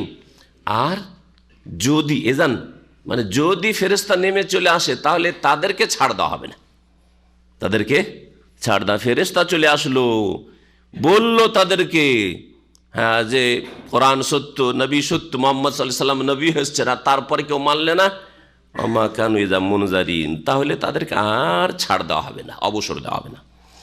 ইন্না নাহনু নাযালনা যিকরা ওয়া ইন্না লাহু লাহাফিজুন, সূরা হিজর আয়াত নম্বর 9। এই আয়াতে আল্লাহ পাক রব্বুল আলামিন কোরআনে কারীমের হেফাজতের, সংরক্ষণের নিজেই দায়িত্ব নিয়েছেন স্বয়ং। সারা বিশ্বের সমস্ত মুসলিম যদি কোরআন থেকে হাত উঠিয়ে নেয় যে আমরা কোরআনের হেফাজত করতে পারবো না, কোরআন ছাপাতে পারবো না, পড়তেও পারবো না, মুখস্থ করতে পারবো না, আল্লাহ হেফাজত করবে। সারা বিশ্বের সমস্ত মুসলিম না, মুসলিম কাফের সবাই মিলে যদি কোরআনের শব্দে বিকৃতি ঘটাতে চায়, বাক্যে বিকৃতি ঘটাতে চায়, তো পারবে না, অসম্ভব। আল্লাহ পাক হেফাজতের দায়িত্ব দিয়েছেন। হেফাজত মানে শুধু কপির হেফাজতের না, হ্যাঁ, শব্দের হেফাজতের আল্লাহ দায়িত্ব নিয়েছেন। কোনো একটা শব্দে হেরফের রদ বদল করতে পারবে না। আচ্ছা, অর্থের বিকৃতি ঘটাবার বিদাতপন্থীরা, ধর্ম ব্যবসায়ীরা কোরআনের অপব্যাখ্যা করে অর্থের বিকৃতি ঘটেছে, তাহরিফ করেছে, কিন্তু আল্লাহ পাক যুগে যুগে এমন আলেম ওলামা, আইম্মা ইসলাম আর মুহাদ্দিসিন আর গবেষক ওলামায়ে কেরাম আর হকপন্থীদেরকে আল্লাহ পাক পয়দা করেছেন, আলেমে দ্বীন পয়দা করেছেন, যে তাদের মুখোশ খুলে দিয়েছে যে কোন আয়াতের বিকৃতি ঘটাচ্ছে আর কোন আয়াতের অপব্যাখ্যা করছে, কোন আয়াত আল্লাহর তৌহিদের আয়াতকে দিয়ে শিরকের প্রচার করছে আর বিদাতের প্রচার করছে, আর এমন কিছুর প্রচার করছে যা রাসূলুল্লাহ সাল্লাল্লাহু আলাইহি সাল্লাম ওইভাবে বা সাহাবায়ে কেরামরা ওইভাবে ব্যাখ্যা করেননি, আর তারা জানেন এরকম ব্যাখ্যা। যেমন পীর মুরিদির ব্যবসা কোরআন থেকে, পীর ধরার অকাট্য দলিল কোরআন থেকে, আউযুবিল্লাহ আউযুবিল্লাহ। কোরআন অর্থের বিকৃতি, শব্দের বিকৃতি ঘটাতে পারেনি। কোনো জায়গায় পীর শব্দ নিয়ে আসক্ত দেখি, কোনো জায়গায় কোরআনে কারিমে তাসাউফ শব্দ নিয়ে আসক্ত, সুফিইজম, সুফিয়াত এই শব্দটি নিয়ে আসক্ত দেখি। অসম্ভব শব্দে বিকৃতি ঘটাতে পারবে না, কিন্তু অর্থে বিকৃতি ঘটিয়েছে। ইহসান মানে ফালা তুযাক্কু আনফুসাকুম হুয়া আ'লামু মানে তাকা তাজকিয়া নফস, ওয়া ইউযাক্কিহিম ওয়া ইউআল্লিমুহুম তাজকিয়া নফস মানে সুফিইজম আর হুলুল আর ওয়াহদাতুল উজুদ আর তাসাউরের শেখ আর তাসাউরের কি বলছে ফানাফিল ফিশ শেখ আর ফানাফির রসুল আর ফানাফিল্লাহ। আউযুবিল্লাহ, কোথায় কুফরি কথা আর কোথায় কোরআনে কারীম তৌহিদ নিয়ে এসেছে। তো অর্থের বিকৃতি ঘটাবার চেষ্টা করেছে, তারপরে আলেম ওলামাদেরকে আল্লাহ পাক আইম্মায়ে হক যুগে যুগে থাকবে, লা তাযালু তায়ফাতুম মিন উম্মতি যাহিরিনা আলাল হক লা ইয়াদুররুহুম মান খাযালাহুম হাত্তা ইয়াতি আমরুল্লাহ ওয়া হুম আলা যালিক ওয়া হাত্তা তাকুমাস সাহ। অন্য হাদিসে রয়েছে আমার উম্মতে একটি দল, লা তাযালু তায়ফাতুম মিন উম্মতি যাহিরিনা আলাল হক, সত্যের উপর বিজয়ী থাকবে, সত্য কথা প্রচার করতে থাকবে, লা ইয়াদুররুহুম মান খাযালাহুম, যারা তাদেরকে অপদস্থ লাঞ্ছিত করতে চাইবে, গালমন্দ করতে চাইবে, অপমান করতে চাইবে, কখনো তাদেরকে অপদস্থ করতে পারবেন না। হাত্তা ইয়াতি আমরুল্লাহ, যতক্ষণ পর্যন্ত আল্লাহর কিয়ামতের নির্দেশ না আসবে। হাত্তা তাকুমাস সাহ, অন্য রিওয়ায়াতে রয়েছে যতক্ষণ পর্যন্ত কিয়ামত না আসছে। আর কিয়ামতের আগে কোরআন উঠে যাবে, দিন উঠে যাবে, লা ইয়াবকা মিনাল ইসলাম ইল্লা ইসমু, নাম শুধু থেকে যাবে, ততদিন পর্যন্ত আল্লাহ পাক রব্বুল আলামিন তার দিনের হেফাজত করবেন। সহিহ আকীদার লোক অবশ্যই থাকবে, সারা পৃথিবীতে ছড়িয়ে ছিটিয়ে থাকবে, কিন্তু থাকবে। আপনার এলাকায় না থাকতে পারে, কিন্তু অন্য এলাকায় থাকবে। আপনার দেশে যদি না থাকে, অন্য কোনো দেশে থাকবে, অবশ্যই থাকবে, অবশ্যই থাকবে। আর হকপন্থীরা সবসময় তাদের সংখ্যা স্বল্প থাকে। কখনো আপনি মেজরিটিতে পাবেন না, কারণ আল্লাহ তো কোরআনে বলেছেন কালিলুম মিন ইবাদিয়াশ শাকুর। আল্লাহ পাক রব্বুল আলামিন বলছেন ইন্না নাহনু নাযালনা যিকরা, নিঃসন্দেহে আমি উপদেশ নাজেল করেছি। আর যিকর আল কোরআনকে বোঝানো হয়েছে। অনেক তাফসীরকাররা বলছেন শুধু কোরআন না, যিকর উপদেশ, সুতরাং ওহীকে বোঝানো হয়েছে। আর ওহী মতলু কোরআনে কারীম যা তেলাওয়াত করা হয়, আর ওয়াহি গায়র মাতলু রাসূলুল্লাহ সাল্লাল্লাহু আলাইহি ওয়াসাল্লামের হাদিস, রাসূলুল্লাহ যা করেছেন, বলেছেন আর অনুমোদন দিয়েছেন। কোরআন হাদিস দুটোকেই বোঝানো হয়েছে, দুটোকেই বোঝানো হয়েছে। কোরআনে কারীমের শব্দের হেফাজত আল্লাহ পাক কোরআনে কারীম করে দিয়েছেন। মানুষ লাখ লাখ মুসলিম ছেলেমেয়েরা হাফেজে কোরআন রয়েছে। হ্যাঁ, কোরআনে কারীমের অর্থ, সহি অর্থ জাননেওয়ালা হাজার হাজার ওলামায়ে হক রয়েছেন, ওলামায়ে দ্বীন রয়েছে আর থাকবেন। হাদিসের হেফাজত কেমন করে? হাদিসের হেফাজতের জন্য সহি জয়ীফ জালের মাঝে পার্থক্য তামিজ করাবার জন্য আল্লাহ পাক যুগে যুগে আইম্মা ইসলাম, মুহাদ্দিসিনে কেরাম তাদেরকে পয়দা করেছেন। তারা সহিকে আলাদা করে রেখে দিয়েছেন, জয়ীফ জালকে আলাদা করে রেখে দিয়েছেন, চিহ্নিত করে দিয়েছেন যে কোনটা জাল, কোনটা জয়ীফ, কোনটা সহি। যারা জানার চেষ্টা করলো জানলো, যারা জানার চেষ্টা করলো না অন্ধকারে থাকলো। এইভাবে আল্লাহ পাক কোরআন হাদিসের হেফাজতের দায়িত্ব নিয়েছেন। ইন্না নাহনু নাজ্জালনা যিকরা, নিঃসন্দেহে আমি উপদেশ নাজিল করেছি, ওয়া ইন্না লাহু লাহাফিজুন, নিঃসন্দেহে আমি তার সংরক্ষক, তার সুরক্ষাকারী, হেফাজতকারী। অবশ্যই আর বলছেন ওয়া ইন্না লাহু লাহাফিজুন, তাকিদের সাথে ইন্নার তাকিদ আর লাম তাকিদ, লাহাফিজুন, অবশ্যই অবশ্যই আমি তার হেফাজতকারী। আল্লাহ হেফাজত করবেন কোরআনে কারীমের ইনশাআল্লাহ তাআলা। ইনশাআল্লাহ বলারও প্রয়োজন নেই, কারণ কোরআনের কথা। ইনশাআল্লাহ কোনো সন্দেহ থাকলে ইনশাআল্লাহ আমি কালকে ইনশাআল্লাহ আপনাদের মাঝে বক্তব্য করব। সন্দেহ আছে কি নাই? সন্দেহ আছে। আজকে সন্দেহ চলে আসবো কিনা, অনেক চিন্তার পরে চিন্তা করলাম যে চলে যায়, যদি আওয়াজ সাথ দেয় তো দিল, আর না হলে ফিয়ামানিল্লাহ। তো কথা হচ্ছে যে কালকে এই কাজটা করব, সন্দেহ আছে বলে ইনশাআল্লাহ বলতে হবে, কিন্তু কোরআনে কারীমে সন্দেহ আছে নাকি? সুতরাং আল্লাহ পাক কোরআনের হেফাজত করবেন, ইনশাআল্লাহর কোনো প্রয়োজন নেই, নিশ্চিত, তাই না? ওয়া ইন্না লাহু লাহাফিজুন। জি, পক্ষান্তরে শুনেন আর অন্য কিতাব তাওরাত, ইনজিল, জাবুর, আগের যে আসমানি কিতাবগুলি ছিল সেগুলোর হেফাজতের কোনো একটিরও দায়িত্ব আল্লাহ নেননি, বরং সেই দায়িত্ব ন্যস্ত করেছেন ওই উম্মতগুলির জ্ঞানীদের ওপর, আলেমদের ওপর। এর দলিল শুনবেন, সূরা মায়েদার আয়াত নম্বর 44 রয়েছে। আল্লাহ পাক বলছেন বেমাস্তুহফিজু মিন কিতাবিল্লাহ, বেমাস্তুহফিজু মিন কিতাবিল্লাহ, তাদের কাছ থেকে, অর্থাৎ বনি ইসরাইলদের আলেমদের কাছ থেকে কিতাবুল্লাহ, আল্লাহর কিতাব তাওরাত, ইনজিল, জাবুরের হেফাজত তলব করা হয়েছিল। তোমরা হেফাজত করো, তোমাদের দায়িত্ব দেওয়া হইল, তোমাদের কাঁধে এই দায়িত্ব ন্যস্ত করা হইল। বেমাস্তুহফিজু মিন কিতাবিল্লাহ। এই জন্য তারা নিজের কাজে যখন অবহেলা করেছে, সামলাইতে পারেনি, শব্দের বিকৃতি ঘটেছে, অর্থের বিকৃতি ঘটেছে। হ্যাঁ, তাওরাত ইনজিল আসল রূপে মোটেই নেই, তাওরাত ইনজিল আসল রূপে মোটেই নেই, একেবারে বিকৃত হয়ে গেছে। অর্থের বিকৃতি তো ঘটেছে, শব্দের বিকৃতি ঘটেছে, শব্দের বিকৃতি ঘটেছে। কিন্তু কোরআন কারীম আল্লাহ পাক নিজেই হেফাজত দায়িত্ব নিয়েছেন, এই জন্য তাতে কোনো রকমের রদবদল হয়নি, আর হবে না। ওয়ালাকাদ আরসালনা মিন ক্বাবলিকা ফী শিয়াইল আউয়ালিন, আর নিঃসন্দেহে হে নবী মুহাম্মদ সাল্লাল্লাহু আলাইহি ওয়াসাল্লাম, তোমার পূর্বে আমি রাসূলগণকে প্রেরণ করেছি ফী শিয়াইল আউয়ালিন, পূর্ববর্তীদের বিভিন্ন সম্প্রদায়, বিভিন্ন গোত্রে, বিভিন্ন দলে। শিয়াউনের ওয়াহেদ হচ্ছে শিয়াতুন, শিয়াতুন মানে দল, শিয়াতুন মানে দল। এই শিয়াদেরকে শিয়া কেন বলা হয় জানেন কি? আসলে শব্দটা ছিল শিয়ানে আলী বা শিয়াতু আলী, আলীর দলের লোকেরা।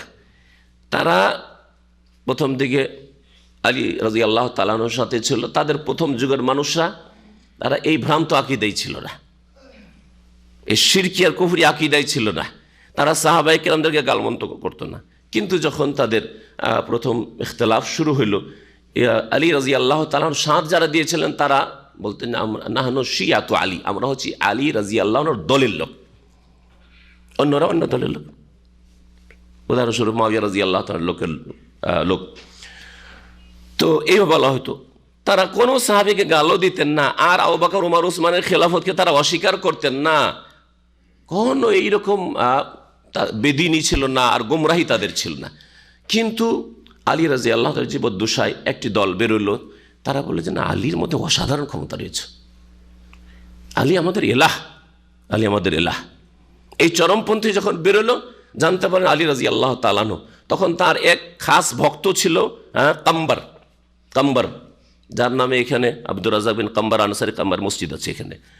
তো এই কাম্বারকে বললেন যে একটা গর্ত খনন করো, পরীক্ষা খনন কর, গর্ত খনন করে ওখানে আগুন জ্বালাও, আর এই মুরতাদগুলিকে, মুশরিকগুলিকে সবগুলিকে আগুনে জ্বালাও। আলী রাদিয়াল্লাহু তাআলা এই হাদিস জানা ছিল, লা তুআযিবু বিআযাবিল্লাহ, আল্লাহর আযাব দিয়ে, আগুন দিয়ে কাউকে আযাব দিও না, এই হাদিসটা তারা জানা ছিল না। আর তিনি শাস্তি দিতে চেয়েছেন, কঠিন শাস্তি, মারবো কিন্তু এদেরকে কঠিন শাস্তি দিয়ে মারি, সবগুলোকে আগুনে নিক্ষেপ করা হয়েছিল, জ্বালানো হয়েছিল। পরে যখন তাকে আব্দুল্লাহ বিন আব্বাস বা অন্য কোনো সাহেব বললেন যে নবী সাল্লাল্লাহু আলাইহি ওয়াসাল্লাম থেকে আমি এই হাদিসটা শুনেছি, তখন তিনি আক্ষেপ করেছিলেন যে আমার যদি জানা থাকতো তাহলে তাদেরকে হত্যা করতাম, তাদেরকে আগুনে পুড়াইতাম না। কিন্তু জ্বালিয়েছেন না, হত্যা তো করেছেন, যেভাবে হোক না কেন হত্যা করেছেন কিনা। তাহলে বোঝা গেল যে যারা আলীর মধ্যে মনে করে যে খোদাই এলাহি শক্তি রয়েছে, আমাদের দেশের ওই ছুতারগুলো, মিস্ত্রিগুলো, কাঠ মিস্ত্রিরা কাঠকে ওটা তো ইয়া আলী বলে, বলে না, এরা কি, এরা ওই দল। আলী রাদিয়াল্লাহু তাআলা থাকলে এদেরকে না জ্বালালো, ওই হাদিস জানার পর না জ্বালালো, এদেরকে সবগুলিকে হত্যা করতেন, এরা মুরতাদ সব, তাই না? জি হ্যাঁ, এইরকম শিরকি আকীদা যাদের রয়েছে, যারা আল্লাহকে না ডেকে আলীকে ডাকে, হুসাইনকে ডাকে, হাসানকে ডাকে, ফাতেমাকে ডাকে, অথবা তারা ডাকে জিলানিকে ডাকে, চিস্তিকে ডাকে, শাহজালালকে ডাকে, শাহপুরানকে ডাকে, এরা কি তাহলে চিন্তা করুন তো। আরে আলী কি যদি নবী সাল্লাল্লাহু আলাইহি ওয়াসাল্লামের জামাতা, চাচাতো ভাই, চতুর্থ খলিফা এসে তাকে ডাকলে যখন বড় শিরক, এত বড় শাস্তি হতে পারে, তাহলে বাকি অন্যগুলোকে ডাকলে কত বড় শাস্তি হতে পারে। শুধু ইসলামের বিরুদ্ধে যারা বলে দিল তারাই শুধু মুরতাদ হয়ে গেল, এত ফতুয়াবাজি।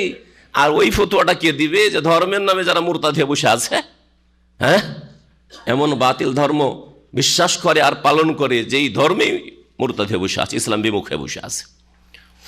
যারা বলে যে ওলি আউলিয়ারা একটা খাস মর্তবায় উচ্চ স্থানে পৌঁছে গেলে, আল্লাহতে যখন ফানা হয়ে যায়, তখন আর নামাজ রোজা কিছু ফরজ থাকে না, আর তাদের জন্য কোনো কিছু হারাম থাকে না, সব তাদের জন্য হালাল হয়ে যায়, জেনা ব্যভিচার সব কিছু হালাল হয়ে যায়, খিজিরের দল তারা সেজে যায়। বলেন এরা কত বড় মুরতাদ বলেন দেখি। এরা তো ধর্মের নামে, এরা ধর্ম ব্যবসায়ী, এগুলো কেন মুরতাদ বলছে না? কেউ যদি হজের বিরুদ্ধে বলে দেয়, কোরবানির বিরুদ্ধে বলে দেয়, যদি কোনো একটা ইসলামের বিধিবিধানের বিরুদ্ধে বলে দেয়, তার বিরুদ্ধে তো ফতোয়া, ওখানে ঠিক আছে তো ওইখানেও ঠিক আছে। ফতোয়া দুটোই ক্ষেত্রে একই রকম হইতে হবে, যাতে করে আমাদের ইসলামের মানদণ্ড ঠিক থাকে, মিজান আমাদের ইনসাফ ন্যায় নীতি ঠিক থাকে। আল্লাহ পাক রব্বুল আলামিন বলছেন যে ওয়ালাকাদ আরসালনা মিন ক্বাবলিক, তোমার পূর্বে আমি রাসূলগণকে পাঠিয়েছি, ফি শিআইল আউয়ালিন, পূর্ববর্তীদের বিভিন্ন দলে, বিভিন্ন গোত্রে আল্লাহ রাসূল পাঠিয়েছেন, আর ওদের সাথে এই আচরণই করা হয়েছে যে আচরণ তোমার সাথে করছে মক্কার মুশরিকরা। এজন্য তুমি কষ্ট নিও না, সান্ত্বনা দিচ্ছেন আল্লাহ পাক রাসূলুল্লাহ সাল্লাল্লাহু আলাইহি ওয়াসাল্লামকে। ওমা ইয়াতিহিম মিন রাসূলিন ইল্লা কানু বিহি ইস্তাহজিউন, তাদের কাছে যে কোন রাসূল আগমন করত, তখন ওই কাফের মুশরিকরা, অবাধ্যরা তাদেরকে নিয়ে ঠাট্টা বিদ্রূপ করত, উপহাস করত। কাযালিকা নাসলুকুহু ফি কুলুবিল মুজরিমিন, আল্লাহ পাক বলছেন এইভাবেই আমি সঞ্চারিত করি এই কুফরিকে, আর আল্লাহর নেক বান্দাদেরকে নিয়ে, রাসূলগণকে নিয়ে ঠাট্টা বিদ্রূপ করাকে, ফি কুলুবিল মুজরিমিন, অপরাধী পাপিষ্ঠদের অন্তরে। আল্লাহ পাক নিজের সাথে সম্পৃক্ত করলেন যে এটা তাদের অন্তরে আমি সঞ্চার করি, কুফরি এবং ঠাট্টা মজাক করা ইসলামকে নিয়ে, আল্লাহ পাকের নবী রাসূলগণকে নিয়ে, এটা আমি সঞ্চার করি। ওরা করে, আর আল্লাহকে নিজের সাথে কেন সম্পৃক্ত করছেন? আল্লাহ এই জন্য সম্পৃক্ত করছেন যে আল্লাহ সৃষ্টিকর্তা, সৃষ্টির দিক থেকে, খালকের দিক থেকে আল্লাহ সব কিছুর স্রষ্টা, যেহেতু সেই জন্য আল্লাহ পাক এটা করেন, কিন্তু তাদের পাপের কারণে। এই জন্য কোরআনের অন্য অন্য একাধিক এই মর্মে আয়াত রয়েছে, বালতাবা আল্লাহ আলাইহা বেকুফরিহিম, তাদের অন্তরগুলিতে আল্লাহ মোহর লাগিয়েছেন। আল্লাহ কেন লাগালেন? বেকুফরিহিম, তাদের কুফরির পরিণতি স্বরূপ কারণে। জি হ্যাঁ, যদি তারা কুফরিতে না বাড়তো, কুফরি বৃদ্ধি না করতো, অবাধ্যতা তাদের বেড়ে না যেত, তাহলে আল্লাহ পাক রব্বুল আলামিন এই অবস্থার সৃষ্টি করতেন না, তাদের অন্তরে কুফরি সঞ্চার করতেন না। লা ইউমিনুনা বিহি, সুতরাং এরা ঈমান নিয়ে আসবে না, এরা কোরআনের প্রতি ঈমান নিয়ে আসবে না। ওয়াকাদ খালাত সুন্নাতুল আউয়ালিন, আর পূর্ববর্তীদের রীতি অতিবাহিত হয়ে গেছে, রীতি এসেছে, এর আগে চলে এসেছে। অর্থাৎ আগে যে জাতিগুলি এসেছিল এইরকমই করেছে, এইরকম অবাধ্য হয়েছে, তখন তাদেরকে আল্লাহ পাক ধ্বংস করেছেন। ওয়ালাউ ফাতাহনা আলাইহিম বাবা মিনাস সামা, আল্লাহ বলছেন এমন কি আমি আকাশের দরজাও যদি খুলে দিই, শুধু কয়েকটা ফেরেশতা নামিয়ে দেওয়া নয়, আকাশের দরজাগুলি দিলাম খুলে, ওয়ালাউ ফাতাহনা আলাইহিম বাবা মিনাস সামা, আকাশের যদি দরজা খুলে দিই তাদের ওপর, ফাজাল্লু ফিহি ইয়ারজুন, আর তা দিয়ে তারা চড়তে শুরু করে, খুব সহজে আকাশে যায় আসে, এইরকম যদি সুযোগ সুবিধা কাফের মুশরিকদেরকে, অবাধ্য নাফরমানদের কেউ দিয়ে দিই, লাকালু, তারপরেও কি অজুহাত করবে? হ্যাঁ, ঈমান নিয়ে আসবে না, আমল করবে না।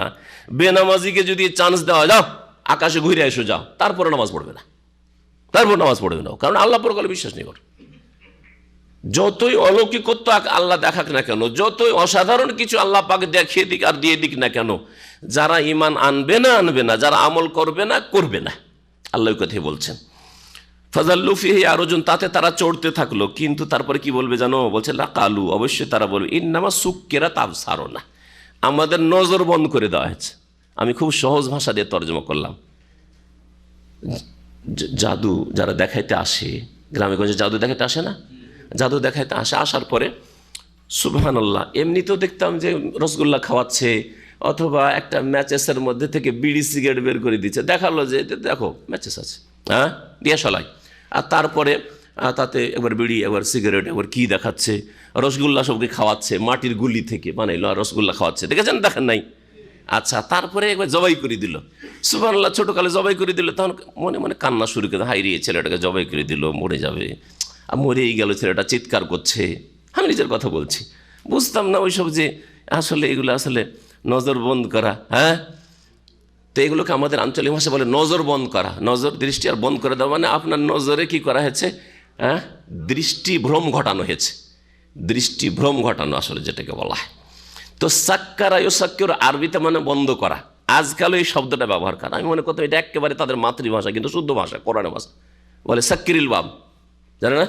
বলে না, সাক্কির মানে দরজাটা বন্ধ করো। জি হ্যাঁ, ইন্নামা সুক্কিরাত আবসারুনা, আমাদের দৃষ্টি কি করে বন্ধ করা? দৃষ্টিভ্রম ঘটানো হয়েছে, আমাদের নজর বন্ধ করা হয়েছে। জি হ্যাঁ, সুক্কিরাত আবসারুনা, আসলে কিছু না। এই যে আকাশে যাচ্ছে আসছে, তারপর বলছে আসলে আকাশে যায়নি, আর আকাশে দরজা আছে এটাও নেই, কিন্তু আমাদের কি লেগে গেছে? জাদু লেগে গেছে, এটা আমাদের নজর বন্ধ করে দিয়েছে, দেখে লাগছে এরকম আমাদের, তারপরও মিথ্যা মনে করবে, তারপরে নামাজ ধরবে না, তারপরে ঈমান ইসলামের দিকে ফিরে আসবে না। এই জন্য মুজিজা দিয়ে শুধু সংশোধন হয়ে যাবে, কখনো সংশোধন হবে না। বাল নাহনু কওমুম মাসহুরুন, বরং আমরা জাদুগ্রস্ত জাতি, আমাদেরকে জাদু করে দেওয়া হয়েছে, আমাদের শুধু চোখে জাদু না, পুরো শরীরে জাদু করে দেওয়া হয়েছে। এই জন্য আমরা আকাশে যাচ্ছি আসছি, সব জাদু, এগুলো কিচ্ছু না, আসলে বাস্তব কিছু নেই। ওয়ালাকাদ জাআলনা ফিস সামাই বুরুজা ওয়া যায়্যানাহা লিন-নাযিরিন, আল্লাহ পাক রব্বুল আলামিন এখন তার আকাশ আর আকাশে যে সব কিছু আল্লাহ সৃষ্টি করেছেন, এসবের কথা আল্লাহ পাক উল্লেখ করেছেন। আর আকাশ পথকে আল্লাহ পাক সুরক্ষিত করেছেন, আকাশ পথকে সুরক্ষিত করেছেন যাতে করে আকাশ থেকে কোনো কিছু, আকাশে যে ফয়সালা হচ্ছে সেগুলি জিন শয়তান জেনে তারপরে গণকদের কানে কানে না বলে দিতে পারে, আর গণকদের বাজার গরম হয়ে যায়, তারপরেও যাওয়ার চেষ্টা করে। বিশেষ করে কোরআনে কারীম নাজেল হওয়া যখনই শুরু হয়েছে, রাসূলুল্লাহ সাল্লাল্লাহু আলাইহি ওয়াসাল্লামকে যখন থেকে রাসূল করা হয়েছে, তখন থেকে আকাশ পথকে একেবারে শক্ত পাহারা দিয়ে সুরক্ষিত করে দেওয়া হয়েছে। তার আগে যেত আর বসে থাকতো উপরে গিয়ে, আকাশ পথে যেত আর ফেরেশতাদের কাছাকাছি বসতো, আলাপ আলোচনা শুনতো, আর শোনার পরে কি হইলো ফয়সালা ওপর থেকে শুনছে, একে অপরকে শুনছে ফেরেশতারা, প্রথম আকাশের ফেরেশতারা আলোচনা করছে যে আজকে এই হবে, আগামী বছর এই হবে, এই যে ইলেকশন হতে যাচ্ছে এতে এই জিতবে, আর এরপরে এদের উত্থান হবে, কারো পতন হবে, ওই কথাগুলি শুনে এসে গণকদের বলে দিত, আর গণকরা তখন তাদের এই পেশার বাজার গরম করত, চলতো তাদের ব্যবসা। রাসূলুল্লাহ সাল্লাল্লাহু আলাইহি ওয়াসাল্লামের আগমনের সাথে সাথে, রেসালাতের সাথে সাথে এই রাস্তাকে সুরক্ষিত করে দেয়, আর যেতে দেওয়া হয় না। কেন? যাতে করে কোরআনে কোনো রকম রদবদল না করে দিতে পারে, না হলে যাবে কোরআন ওইদিকে, কোরআনের কথা, হ্যাঁ কোরআন নাজল হচ্ছে, কি আয়াত, এই সূরা এই আয়াতগুলি নাজল হবে, একটু শুনে এসে দৌড় দিয়ে, যদি শুনে নিতে পারতো দৌড় দিয়ে এসে গণকদেরকে বলে দিত, আর গণকরে ওই আয়াত শোনাচ্ছে, আর রাসূলুল্লাহ সাল্লাল্লাহু আলাইহি ওয়াসাল্লাম শোনাচ্ছেন, তাই রাসূলুল্লাহ সাল্লাল্লাহু মূল্য থাকতো কথার। হ্যাঁ, তুমি রসুল বলছো, তারা তোমার আগে ওই গণকও শুনিয়েছে। আপনার কাছে একটা খবর, কেউ গুরুত্বের সাথে, আর শুনেছেন এইরকম আজকে একটা শ্রীকোতে ঘটনা ঘটেছে, আপনি এমন করে শোনাতে চাইছেন যেন আপনি একটা গুরুত্বপূর্ণ সংবাদ দিচ্ছেন, আর তারপর যেন ঘটনা শুনে ও এটা তো আমি কালকেই শুনেছি, আপনার কথা কিছু গুরুত্ব থাকলো না, তাই না? কোনো গুরুত্ব থাকলো না। এইরকম একেবারে যেন হালকা না করে দেওয়া হয়। আর কোরআন হেফাজত যেন থাকে, কোরআনের ওহির যেন হেফাজত হয়। এই জন্য আকাশ পথে জিন শয়তানগুলি যাওয়ার চেষ্টা করলে তাদেরকে উল্কাপিণ্ড দিয়ে আঘাত করে ধ্বংস করে দেওয়া হতো, জ্বালিয়ে দেওয়া হয়। কেউ পালিয়ে আসতে সক্ষম হয়, আর কেউ পাগল হয়ে যায়, হয় জ্বলে যায় আর নয় পাগল হয়ে যায়, আর না হলে পালিয়ে আসতে সক্ষম হয়। যেমন সহিহ বুখারীতে মর্মে লম্বা হাদিস রয়েছে। আল্লাহ পাক রব্বুল আলামিন বলছেন, ওয়ালাকাদ জাআলনা ফিস সামায়ে বুরুজা, নিঃসন্দেহে আমি আকাশে বুরুজ সৃষ্টি করেছি, গ্রহ নক্ষত্র সমূহ সৃষ্টি করেছি। বুরুজের বহু বচন হচ্ছে বুরুজ। আজকাল বুরুজ কাকে বলা হচ্ছে? টাওয়ার, ইংরেজিতে টাওয়ার, আর আরবিতে কি বলা হচ্ছে? বুরজ, বুরজুদ দাম্মাম, দাম্মাম টাওয়ার বলা হচ্ছে। বুরজুল খলিফা, আল খলিফা টাওয়ার। আরও কি বুরজ আছে, সব রিয়াজে আছে। বুরজ মানে টাওয়ার। তো টাওয়ারকে বুরজ কেন বলা হচ্ছে? বারাজা ইয়া বুরুজু মানে হচ্ছে প্রকাশ হওয়া। বারাজা বুরুজ মানে হচ্ছে প্রকাশ হওয়া, জাহির হওয়া।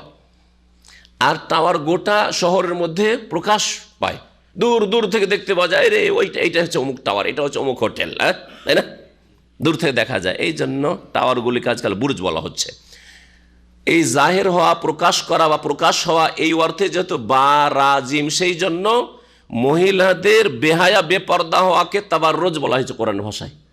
ওয়াকারনা ফি বুয়ুতিকুন্না ওয়ালা তাবাররাজনা তাবাররুজাল জাহিলিয়াতিল ওলা। ওয়াকারনা ফি বুয়ুতিকুন্না, হে নারী জাতি, তোমরা তোমাদের বাড়িতেই অবস্থান করো, বিনা কাজে বাইরে যেও না। কাজে যেতে পারবে কিন্তু সুরক্ষিতভাবে যাবে, দূরে যেতে হলে মাহরামের সাথে, আর কাছে গেলেও ফিতনা মুক্ত হয়ে যাবে, আকর্ষণের সাথে যাবে না, অলংকার দেখিয়ে যাবে না, প্রকাশ করে যাবে না, ইত্যাদি ইত্যাদি, ফিতনার কারণ না হয় অন্যের জন্য, বা নিজেও ফিতনায় না পড়ে। তোমরা বাড়িতে অবস্থান করো, এটা হচ্ছে আসল। মেয়েদের বাড়িতে থাকায় আসল, চাকরি করা আসল নয়, মেয়েদের নেতৃত্বে যাওয়ায় আসল নয়, মেয়েদের রাস্তাঘাটে কলেজ আর কারখানাতে কাজ করে আসল না। আসল হচ্ছে ওয়াকারনা ফি বুয়ুতিকুন্না। আল্লাহ যিনি সৃষ্টি করেছেন নারী জাতিকে, তিনি ভালো করে জানেন যে কোথায় তাদের সার্বিক মঙ্গল রয়েছে। ওয়াকারনা ফি বুয়ুতিকুন্না ওয়ালা তাবাররুজনা তাবাররুজাল জাহিলিয়াতিল উলা। আর প্রাচীন যুগে, জাহিলিয়াত বর্বরতার যুগে আর পাপের যুগে যে বেহায়া বেপর্দা হয়ে চলাফেরা করতো মহিলারা, ওই রকম তো না বেহায়া বেপর্দা চলাফেরা করিও না। তাবাররুজ না, তাবাররুজ মানে তাহলে নিজেকে প্রকাশ করা, নিজের অলংকার প্রকাশ করা, শরীর প্রকাশ করা, পেট প্রকাশ করা, আর রান প্রকাশ করা, পা প্রকাশ করা। মহিলাদের মাথা থেকে পা পর্যন্ত সবটাই ঢেকে রাখার বস্তু। নবী সাল্লাল্লাহু আলাইহি ওয়াসাল্লাম বলছে, আল মারআতু কুল্লুহা আওরা, নারী জাতি হচ্ছে ঢেকে রাখার বস্তু। তো আল্লাহ বলছেন, আকাশে কি সৃষ্টি করেছি? বুরুজ। এই বুরুজের সহি তাফসীর সবচাইতে হচ্ছে গ্রহ নক্ষত্র, যেগুলি প্রকাশ্য। এত দূর থেকে দেখতে পাচ্ছেন, এটা অমুক তারা, এটা অমুক গ্রহ, আর এটা হচ্ছে আপনার সূর্য চন্দ্র, সবগুলিকে সামিল। জি, একটা তাফসীর। কেউ বুরজের তাফসীর করেছেন সূর্য চন্দ্র বা গ্রহগুলির যে কক্ষ স্থান রয়েছে, চলার স্থান, কক্ষ রয়েছে, এই কক্ষগুলিকে বলা হয়েছে বুরজ। এই জন্য 12 মাসে 12টি যে বুরজ রয়েছে, কক্ষ রয়েছে এই গ্রহগুলির, এটাকে কেউ বুঝিয়েছে।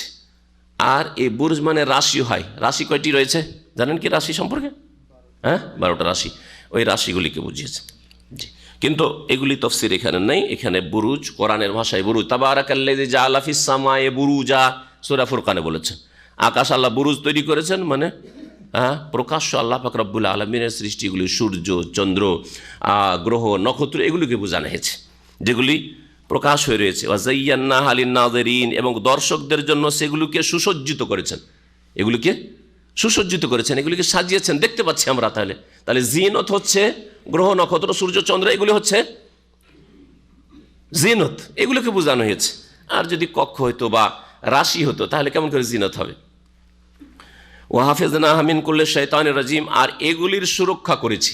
এই আকাশ পথে যা কিছু আছে, গ্রহ নক্ষত্র আর আকাশ, এগুলির আমি সুরক্ষা করেছি মিন কুল্লি শাইতানের, প্রত্যেক বিতাড়ি শয়তান থেকে, প্রত্যেক বিতাড়িত শয়তান থেকে আমি সুরক্ষিত করেছি। শয়তানকে রাজিম বলা হয় কেন? রাজামায়ের মানে পাথর মারা, রাজামায়ের মানে পাথর মারা। এই জন্য জামরাকে অনেক আরবরা তাদের মাতৃভাষায় কি বলে জানেন? হ্যাঁ, মারজম বলে। রুহুতুল মারজম মানে জামরাকে মারজম মানে পাথর মারার স্থান। রাজামায়ের মানে পাথর মারা। তো শয়তানকে রাজিম মানে মারজুম। হ্যাঁ, ফাইল ইসে মাফুলের অর্থ রয়েছে, অর্থাৎ যেই শয়তান পাথরের আঘাত আল্লাহ পাক রব্বুল আলামিনের রহমত থেকে তাদেরকে শয়তান জিন শয়তানকে বঞ্চিত, জিনের মধ্যে যারা মুসলিম কাফির ইবলিসের চেলা, সেগুলিকে তাড়িয়ে দেওয়া হয়েছে। এই অর্থে শয়তানকে রাজিম বলা হয়েছে, বিতাড়িত, আল্লাহর রহমত থেকে বিতাড়িত। পাথর মেরে যেমন তাড়িয়ে দেওয়া হয়, তেমনই আল্লাহর রহমত থেকে শয়তানকে তাড়িয়ে দেওয়া হয়েছে। শয়তান থেকে সুরক্ষিত করেছেন আল্লাহ পাক রব্বুল আলামিন আকাশপথকে। ইল্লা মান ইস্তারাকাস সামাহ, তবে যে চুরি করে শোনার জন্য কান পাতবে। ইস্তারাকাস সামাহ মানে চুরি করে শোনা।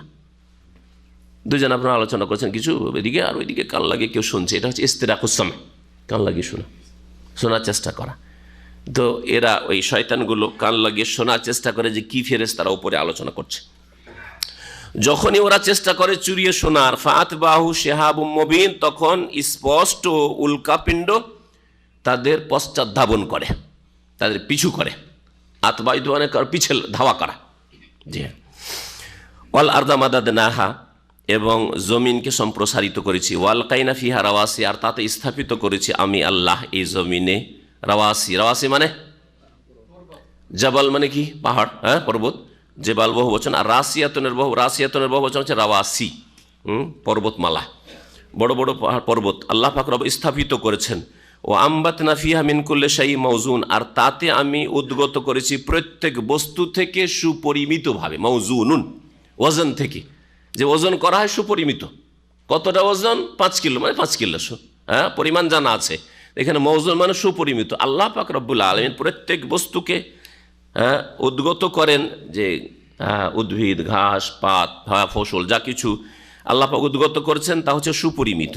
ওয়াজআলনা লাকুম ফিহা মাআইশা, আর এই পৃথিবীতে তোমাদের জন্য জীবিকার ব্যবস্থা করেছি। মাঈশাতনের বহু বচন হচ্ছে মাইশ, যার দ্বারা মানুষ জীবন উপকরণ যেটাকে বলা, যার দ্বারা মানুষ জীবিকা নির্বাহ করতে পারে, যা খেয়ে পান করে জীবিকা নির্বাহ করতে পারে।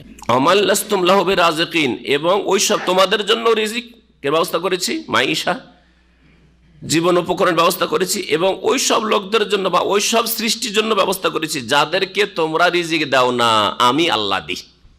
আর এরা কারা? আবার একদল বলছেন দাস দাসীকে বোঝানো হয়েছে, কারণ মনিব মনে করে যে তো আমার দাস দাসী, ওর ইনকাম তো সব কিছু আমার, আমি ওকে খেতে না দিলেও খেতে পাবে কোথায়? তো আল্লাহ বলছেন দেখো তোমাদের বাড়ির চাকর নকর দাস দাসীদেরকে তোমরা খেতে দাও না, আমি আল্লাহ খেতে দিই। এরকমই অসহায় ছেলে মেয়ে যারা দুর্বল, এখনো কাজের যোগ্য হয় না, আপনার ছেলে মেয়ে, আমাল্লাস্তুম লাহু বিরাজিকিন, এগুলোকে তোমরা রিজিক দাও না। মনে করছে আমি বাপ খাওয়াচ্ছি, হ্যাঁ, চাচা খাওয়াচ্ছি, মামা খাওয়াচ্ছি এতিমকে, না না না না, আমি আল্লাহ রিজিক দিচ্ছি, আমি আল্লাহ রিজিক দিচ্ছি। তোমাকে মাধ্যম করেছি ওর রিজিক পৌঁছানোর জন্য, কিন্তু রিজিক দাতা আল্লাহ পাক রব্বুল আলামিন। রিজিকের দ্বার আল্লাহ পাক সবার জন্য খোলা রেখেছেন।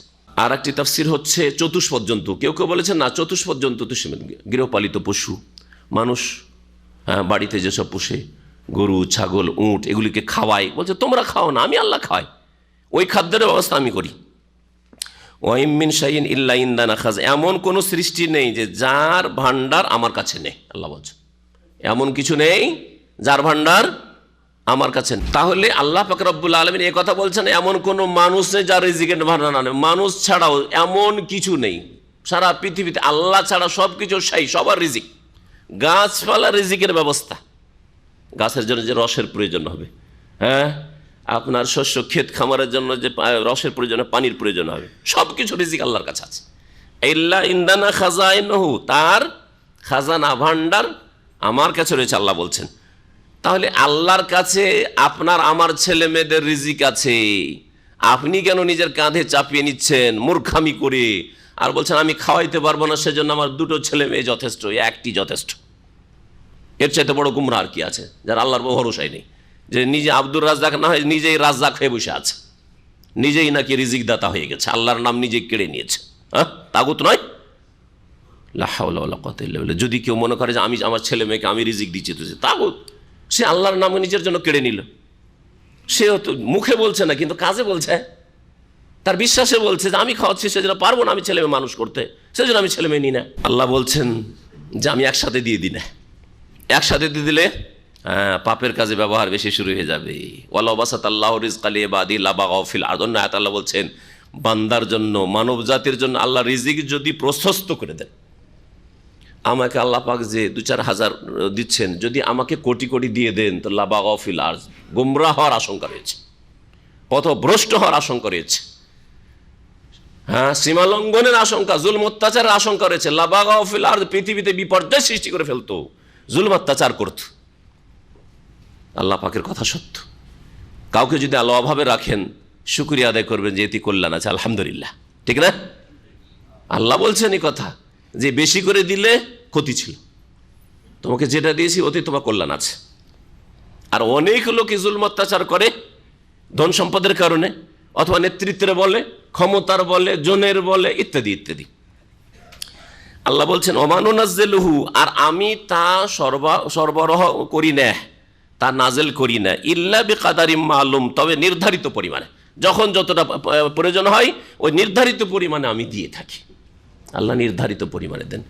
আল্লাহ পাক রব্বুল আলামিন যেসব রিজিক রয়েছে তার একটা হচ্ছে বৃষ্টি। বৃষ্টি যদি আল্লাহ বেশি করে দিয়ে দেন, তাহলে কি অবস্থাটা হবে বলেন তো দেখি? ধ্বংস হয়ে যাবে না? আল্লাহ যদি আবার কম করে দেন, তাতেও মানুষ ধ্বংস হয়ে যাবে। এই জন্য আল্লাহ বলছেন ওমানুনাজ্জিলুহু ইল্লা বিকাদারিম মালুম। বৃষ্টি থেকে শুরু করে এই বৃষ্টি পানির মাধ্যমে সমস্ত জীবের, শুধু মানুষ, সমস্ত জীবের খাদ্যের ব্যবস্থা হচ্ছে, পানীয়ের ব্যবস্থা হচ্ছে। কারণ বৃষ্টি বন্ধ হলে খানাও পাবেন না, পানিও পাবেন না, কিছুই পাবেন না আপনি। আল্লাহ বলছেন আমি নির্ধারিত পরিমাণে নাজেল করে থাকি, সরবরাহ করে থাকি। ওয়া আরসালনা রিয়াহা লাওয়াকিহা, আর আমি বাতাসকে প্রেরণ করি। আরসালা মানে প্রেরণ করা, লাওয়াকিহ লিখাতুনের বহুবচন। লিখা বলা হয় গাভীন উটনিকে, গাভীন স্ত্রীকে কি বলা হয়? লিখাতুন বলা হয়। তো লিখাতুনের বহুবচন হচ্ছে লাওয়াকিহ। তো গাভীনকে কেন বলা হয়? ওর পেট ভর্তি থাকে, তাই না? পেটে বাচ্চা ভরা আছে। তো এখানে আল্লাহ পাক বাতাসকে বলছেন যে বাতাসের পেট ভরা আছে, মানে বাতাস বৃষ্টির ভারে ভাড়া, বৃষ্টিবাহী, বৃষ্টির ভারে ভারাক্রান্ত, বৃষ্টি ভরা বাতাস। আল্লাহ বলছেন ওয়া আরসালনা রিয়াহা লাওয়াকিহ, আমি বৃষ্টিবাহী বাতাস প্রেরণ করি। ফাআনজালনা মিনাস সামাই মান, অতঃপর আমি আকাশ থেকে, ওপর থেকে বৃষ্টি বর্ষণ করি। ফাআসতাইনাকুম, অতঃপর তোমাদেরকে তা পান করিয়ে থাকি। ওয়ামা আনতুম লাহু বিখাজিরিন, আর তার রক্ষক তোমরা নও। এই পানি যে আল্লাহ বৃষ্টির নামালেন, সেটা তোমরা রক্ষা করতে পারবে না, যে সংরক্ষণ করে রেখে দেবো, ক্ষমতা নেই তোমাদের। আল্লাহ যদি মনে করেন এই পানিকে পাতালে নামিয়ে দেবেন, পানি খুঁজে পাবে না। কোথায় গেল এত বৃষ্টি, কোথায় গেল পানি খুঁজে পাচ্ছেন না। আল্লাহ পাক বলছেন ওমা আনতুম লাহু বিখাজিরিন ওয়া ইন্না লানাহনু নুহয়ি ওয়া নুমীত, আর আমি আল্লাহ মানুষকে জীবন দান করি, ওয়া নুমীত, আর মৃত্যু দান করি। ওয়া নাহনুল ওয়ারিসুন, আর আমি হচ্ছি একমাত্র উত্তরাধিকারী, মালিক, সমস্ত মালিকানার অধিকারী। নাহনুল ওয়ারিস, আল্লাহ পাক হচ্ছেন ওয়ারিস। সব কিছু ধ্বংস হয়ে যাবে, সকলে ধ্বংস হয়ে যাবে। আল্লাহ পাক আসমান, ইন্না নাহনু নারিসুল আরদা ওয়া মান আলাইহা, আমি জমিন এবং জমিনের উপর যা কিছু রয়েছে ভূপৃষ্ঠে সব কিছুর একাই অধিকারী হব, মালিক হব।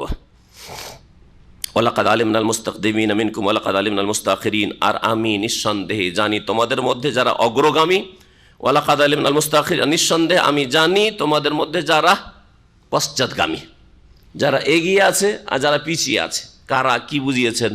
সবচেয়ে প্রসিদ্ধ তাফসীর আব্দুল্লাহ বিন আব্বাস রাদিয়াল্লাহু তাআলা আনহুমা করেছেন, তাফসীর ইবনে কাসির রয়েছে। সেটা হচ্ছে যারা অতীতে চলে গেছে তাদেরকে আল্লাহ জানেন। আদম আলাইহিস সালাম থেকে শুরু করে আজ পর্যন্ত যারা মারা গেছে তারা হচ্ছে মুস্তাকদিমিন, আগে যারা চলে গেছে তাদেরকেও আল্লাহ জানেন। কাউকে এই নয় জুলুম করে চলে গেছে, পাপ করে চলে গেছে, আল্লাহ ভুলে গেছেন, ছেড়ে দিয়েছেন, না, সবকে জানেন। আর মুস্তাখিরিন, যারা বর্তমানে আছে এখন জীবিত, আর কিয়ামত পর্যন্ত যারা আসবে তাদেরকে আল্লাহ জানেন। এটা সবচেয়ে প্রসিদ্ধ তাফসীর।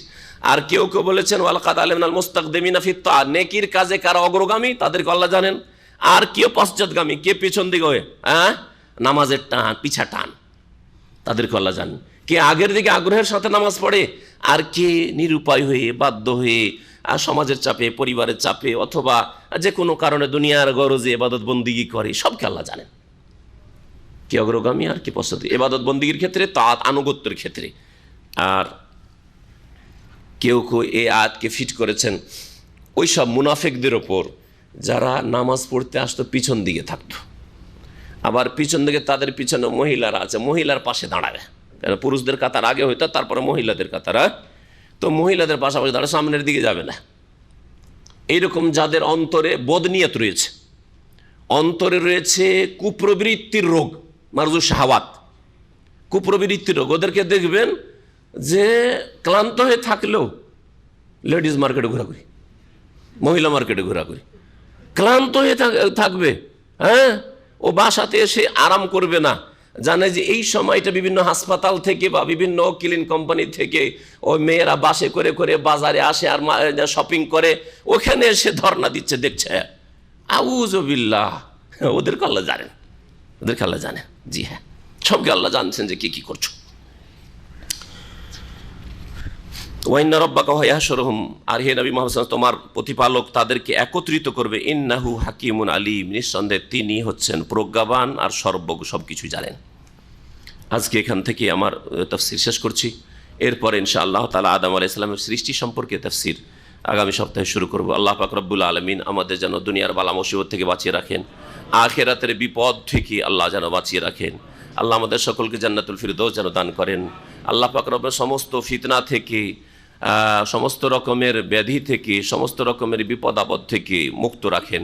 আল্লাহ আমাদের আপনজনদেরকে, মুমিন ভাই বোনদেরকে যে যেখানে আছেন আল্লাহ পাক রব্বুল আলামিন জালেমদের জুলুম থেকে রক্ষা করেন। আল্লাহ পাক মজলুমের যেন সাহায্য করেন, আল্লাহ যেন মজলুমদের সাহায্য করেন। আল্লাহ পাক রব্বুল আলামিন মুসলিমেরা অসহায়, তাদের তুমি সাহায্য করো, তাদের মদত করো। মুসলিমদেরকে তোমার দিনের দিকে ফিরে আসার তুমি তৌফিক দান করো। আল্লাহ আমাদেরকে জান্নাতের পথে ফিরে আসার তৌফিক দান করো, আমাদের গুনাহমুক্ত হওয়ার তুমি তৌফিক দান করো। সুবহান রাব্বিকা রাব্বিল ইজ্জাতি আম্মা ইয়াসিফুন ওয়া সালামুন আলাল মুরসালিন ওয়াল হামদুলিল্লাহি রাব্বিল আলামিন।